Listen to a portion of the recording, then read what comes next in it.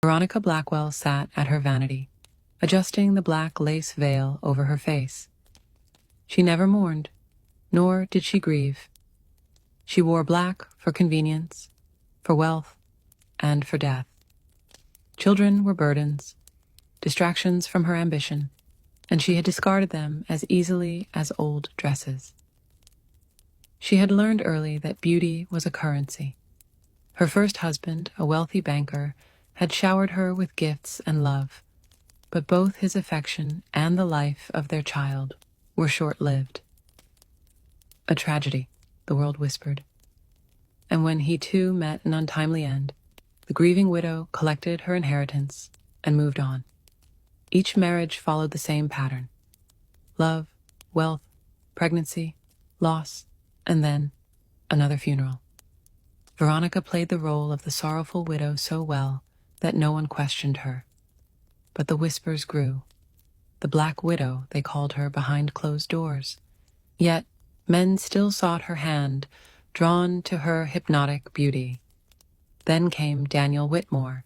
He was different.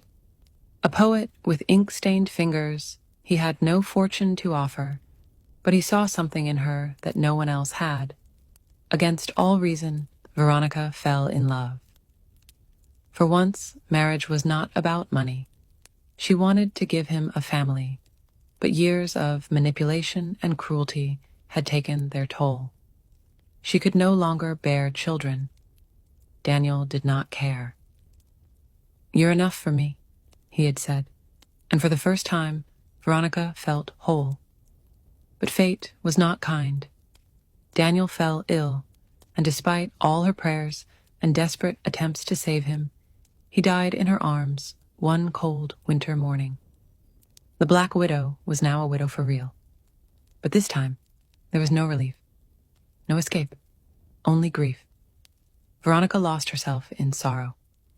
She wandered the streets in her veil, clutching Daniel's old clothes, whispering his name to the wind.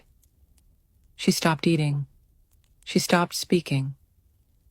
"This wasn't supposed to happen," she murmured to herself, her voice cracking with every word.